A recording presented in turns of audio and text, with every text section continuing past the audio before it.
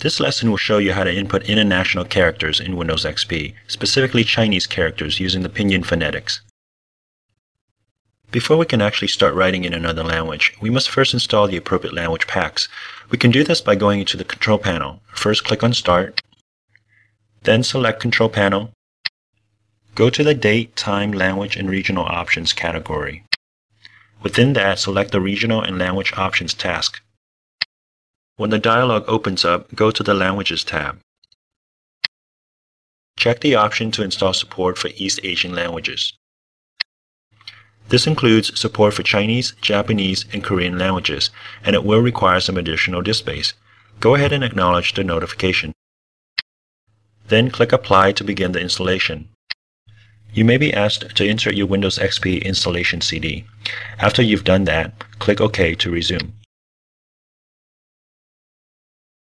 When all files are installed, you will need to restart the computer before continuing.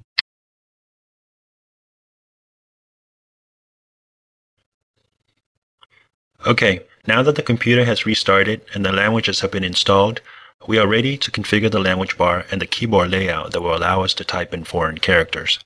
Let me just first quickly go back into the regional settings within the control panel that we were looking at earlier.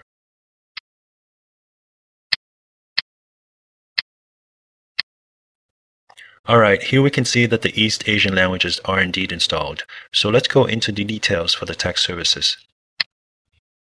Here we can set up all the different keyboard layouts that will allow us to input different languages. Of course, by default, there is already a US keyboard setup for the English language. We will add a new one for Chinese. First, expand the drop-down for more language options. Scroll up to select Chinese in parentheses PRC, the localization for mainland China. By default, that's going to use the Pinyin keyboard layout, and we will stick with that option. We can see that there are now two keyboards configured. Next, we should make sure that the language bar is visible on the desktop for us to alternate between these keyboard settings when typing. Under language bar settings, make sure 1 that it shows on the desktop, and that 2 there are additional icons when it's minimized to the taskbar. We're now done setting up text services, so let's exit this dialog. Be sure to select OK to apply all of our changes. And we'll also exit out of the Languages dialog by clicking OK. I'll go ahead and minimize the control panel here so we can demonstrate some actual text inputting. Okay, by default, Windows has minimized the language bar down to the taskbar here, and you can absolutely use it as is, but for easy demonstration, I'm going to restore it to the desktop. Now let's bring up a text editor to demonstrate writing Chinese. I'm going to use the standard Notepad editor within Windows.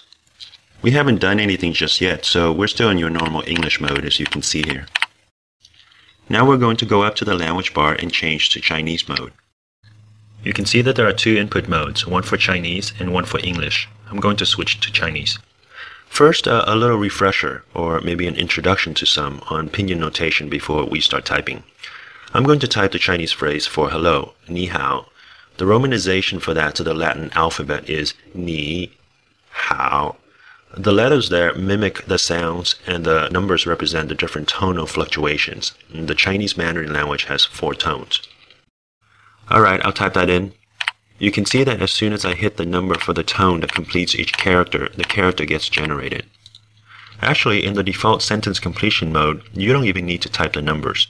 The tool will, in sentence context, figure out the correct characters to go together. I'm going to type it again without the numbers, using just a space like we do in English to separate the words.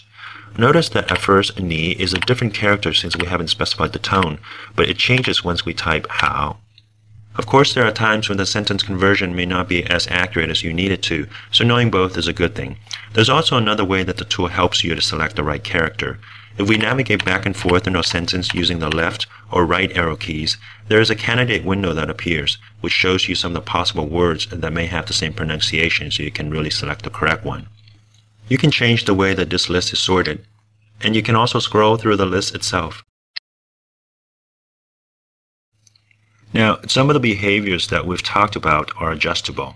If you go to the context menu and select Properties, you can specify whether or not to be in sentence conversion mode, or if the candidate window that appears present words horizontally as a row or vertically as a list.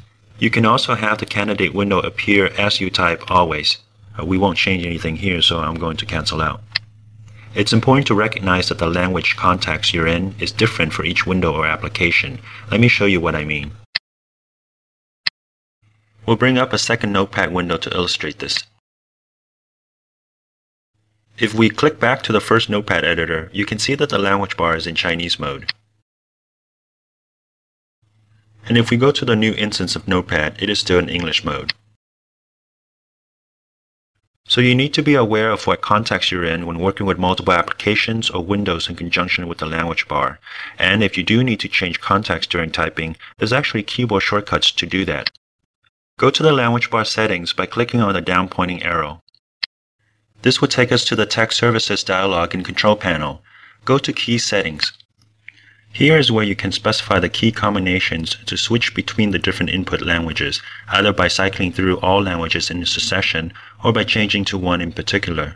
By default, there is a combination set up already to cycle through the languages, and it's configured to be the left Alt key plus Shift key.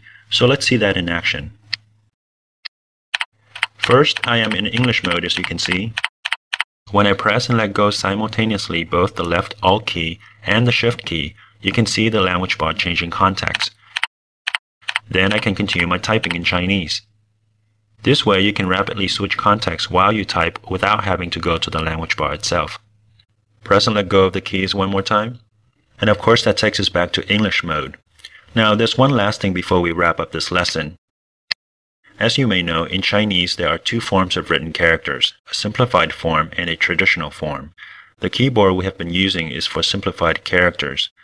You can also set up another keyboard for traditional characters. For input language, choose Chinese in parentheses Taiwan. Stay with the default keyboard layout and click OK.